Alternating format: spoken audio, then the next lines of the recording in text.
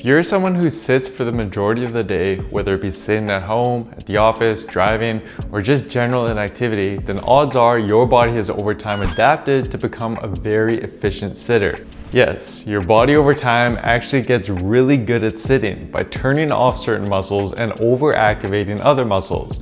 And when you then combine this with the fact that most people don't just sit and instead slouch forward, lean sideways, and do all kinds of things to make themselves more comfortable, it leads to a host of problems and imbalances that arise when you're not sitting. And typically what this will lead to is more or less the development of the following posture, where the head protrudes forward, the mid back and shoulders round forward, and the lower back arches excessively with an anterior tilt to the pelvis. And to make matters worse, this posture is often accompanied with a host of asymmetries created by various sitting habits, which can lead to one side of the body being tighter than the other, and as a result create a slight drooping on that one side, for example, which all in all can lead to tightness and aches and pains in the neck, the shoulders, the lower back, and various other areas, while making it difficult to properly execute various exercises in the gym, let alone comfortably stand and move throughout the day. But luckily there are easy ways to reverse this and prevent it from worsening if you spend the majority of the day sitting, because based on the analysis of multiple papers, we know that these various postural patterns created by sitting are simply a result of various muscles that have become underactive and weak over time, and other muscles that have become overactive and shortened over time, which in effect pull your body into this new posture. Therefore, to reverse this, I'll be showing you 2 quick and easy 5-minute corrective routines that you can do virtually anywhere and are designed to mobilize these tightened areas, strengthen the weakened areas, and work on correcting any asymmetries you may have as well. The first routine will focus primarily on the upper body, and the second routine will focus primarily on the lower body, each consisting of 4 exercises. And then towards the end of the video, I'll show you how to then go about implementing them into your day. But for now, let's jump into the first routine. The first exercise we'll use to mobilize the upper body is over and backs, which can be done with either a band or a towel. This exercise is used to open up and stretch the shortened chest and shoulder muscles that are pulling you forward into this hunched posture. Here, you'll simply grip the towel or band with a wide overhand grip, pull it apart slightly to create tension, and then, without bending your elbows, raise it over your head and behind your back, going only as far as you're capable of. Then when it gets behind your back, focus on pulling your hands apart.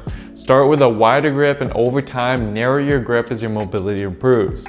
Next, we're going to move on to the COBRA pose to now stretch out pretty much all of the tightened muscles from sitting. This is arguably one of the single best stretches for sitting, because if you go joint by joint, the entire body is almost completely reversed in this stretch position when compared to a typical sitting posture. To do it properly and without aggravating your back, however, you want to execute the following. Lay on your stomach with your feet about hip width apart, toes facing down, and hands by your sides positioned directly under your shoulders. Next, contract your quads so that your knees are off the ground, bring your shoulder blades down and back, and then lengthen your spine by thinking about bringing your upper body forward and up by using and engaging your mid and lower back muscles. You should not be muscling your way up by pushing your arms into the ground. They should simply be there for guidance and stability as you lengthen. Hold for a few deep breaths at the top position before coming down and repeating for more reps. The next exercise we'll use here will be used to help correct some of the asymmetries developed from slouching one way when sitting. This causes your muscles in your sides, such as your QL, to tighten up and commonly droop your body one way as a result. For these, we'll perform a simple standing reach where you hold one hand at your hip, and then with your other arm, you want to extend up and back behind your body at a diagonal. Think about reaching towards the ceiling and experiment with different angles until you find the angle that best creates a stretch in your side shown here. Hold the end position for about 5 to 10 seconds and then repeat for reps before switching to the other side. And you'll probably notice that one side is tighter than the other as a result of your slouching, in which case you'd want to spend a little bit more time and do more reps on that tighter side. Next, we're going to move on to strengthening some of the weakened upper body muscles. More specifically, the weakened lower traps that contribute to that hunched over posture, and the weakened neck flexors that contribute to that forward head posture. To do so, we'll use wall slides with chin nods. Here, simply stand against a wall with ideally both your upper back and lower back completely flat against it. Then slide your arms up and down against it like so. Then, with the back of your head against the wall, simultaneously perform reps of chin nods, where you tuck your chin into your chest by using those deep neck flexors to basically give yourself a double chin. As you raise your arms, you should feel a strong contraction in your mid-back, and as you perform the chin nods, you should feel the muscles in the front of your neck working. This combination of wall slides and chin nods is an effective way to correct both that hunch posture and that forward head posture at the same time. If the wall slides are too difficult to start though, you can perform shoulder W's like so as an alternative. Next, it's time to move on to focusing a little bit more on the mid and lower body muscles with the second routine. To start off though, we'll work on thoracic or mid-back mobility that gets stiffened from sitting and not only promotes that hunched over posture, but can also lead to problems and compensations in the lower back and lower body as well. To do so, we'll use thoracic rotations, where you get on all fours, sit your hips back towards your heels, place one hand extended out in front of you and the other held behind your neck like so. Then simply bring your elbow down towards the floor, and while following your elbow with your eyes, rotate your elbow up towards the ceiling as far as you can. Hold the top position briefly and then come back down for more reps before moving to the next side. You should feel a good stretch in your mid-back area as you do so. Next, we're going to move on to stretching out the hip flexors, which have become tightened over time and are pulling the pelvis into that anterior pelvic tilt. To do so, we use a simple kneeling hip flexor stretch. But the key to this exercise's effectiveness, which most people overlook, is to first posteriorly tilt your pelvis by contracting your glutes and abs. Then, only once you've properly set your pelvis, gently lean forward until you feel a deep stretch in the front hip of your back leg.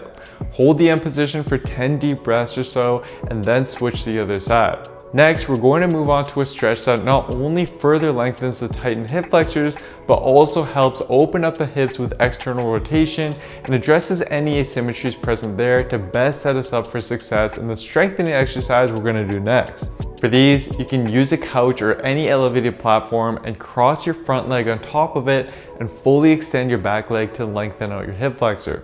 Then, with your hands placed on your foot and your knee, brace your core and simply bend at your hips to bring your chest forward until you feel a deep stretch in the side of your front hip. Hold it there, but feel free to move around at different angles to tweak the stretch a bit. Then you can switch to the other side. You'll likely notice that one side is significantly tighter than the other, especially if you tend to cross your legs quite a bit when you're sitting.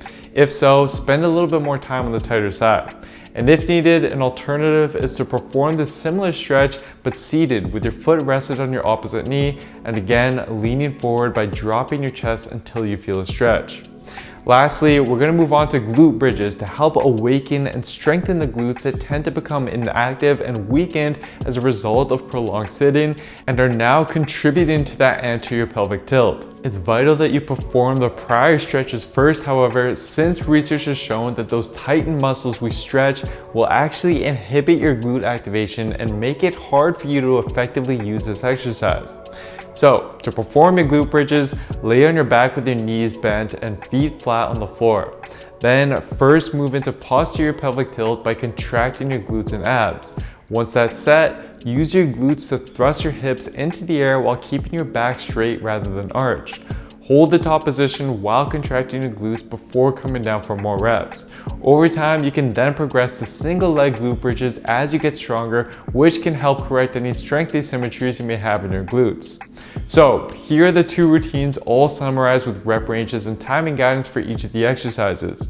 As for the best way to implement this, there is some research in office workers indicating that for the highest levels of productivity throughout the day, you should take a short break after every 52 minutes of work. Therefore, a good way to easily incorporate these routines is to alternate between each of them after every hour or so of seated work during the day. Regardless though, I'd suggest aiming to perform both of these routines at the very least once a day, and ideally each twice a day if you do sit quite a bit, as it's the consistency and the frequency with these routines that's key. But keep in mind as well though guys, that sitting is just part of the problem. I mean, we see similar postural imbalances in those who stand all day as well. The real problem is not taking regular breaks, not being aware of your posture throughout the day, and just not moving enough in general. So focus your efforts on improving those aspects while incorporating the routines mentioned in this video, and you'll be able to create positive, long-lasting changes, and as a result, look, feel, and perform that much better. And for a step-by-step holistic program that shows you exactly how to train and eat to build muscle and lean down without overlooking key muscles like the one shown in this video, then simply head on over to builtwithscience.com to take the analysis quiz and discover what science-based program is best for you and where your body is currently at. Anyways, that's it for today, guys. I hope you enjoyed this one. Please do me a favor and show your support by giving the video a like, leaving a comment down below as to what you'd like to see me cover next, subscribe to the channel, and turning on notifications for the channel as well, as this all really does help me out. Thank you so much, everyone. I'll see you next time.